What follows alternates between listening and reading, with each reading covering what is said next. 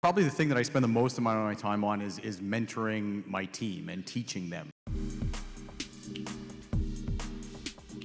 I'd like to hear the top 3 things you spend 80% of your time on, like what's going to take up your calendar, just in 3 or 4 words. It just lets the audience know what's dominating your calendar. I'd say probably, a lot of our time is spent just, dealing with lawyers and going over documents and reading agreements and negotiating things. And so I'd say, probably number one thing we spend a lot of time is various legal agreements for everything we're doing. It's a good question. I have to think about what we do spend our time on now. Sure. So definitely legal stuff, and then obviously, that would be number one. And then, part of our time is always obviously spent with existing portfolio issues, and then part of our time is spent with looking at new companies or new funds to invest in, and doing due diligence on those opportunities. So I'd say it's a mix of those 2 other things for 2 and 3.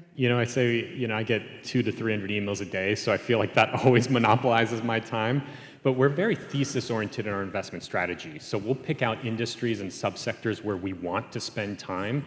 And ideally, where I'd be spending 80% of my time is going to conferences, connecting with business owners, connecting with advisors that specialize in those themes. So water, the panel talked about earlier, automation, healthcare manufacturing. I mean, those are all areas where we're going to all the conferences, we're connecting with as many people as possible and just trying to see what's trending so that we can make better investment decisions. I'm so glad you share that story, because I know some families, I gave an example on the first day, that made their money maybe in manufacturing, but they believe that, whatever niche, stem cell therapy is going to be the future.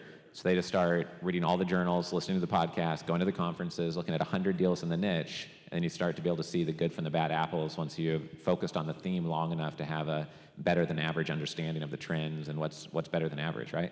I'd say one of the challenges that takes a lot of time is that we have such a broad range of projects that we'll consider in the venture space. And even though we have good procedures and a process and methodology for moving forward with them, in any particular industry or sector, we don't necessarily have a specialized process, so that can bog us down.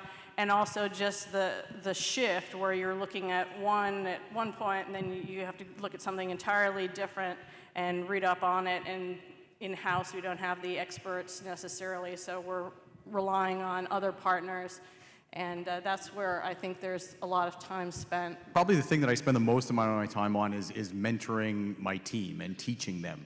My team, at least, I'm fortunate to have very technically skilled analysts working for me, but actually educating them to become good investors is tough, and it takes time and experience, and so that is by far the number one thing I spend my time on, which didn't used to be. So I used to spend a lot of my time doing sort of evaluation myself and negotiating deals and reviewing legal agreements, et cetera, much as Candace was just talking about.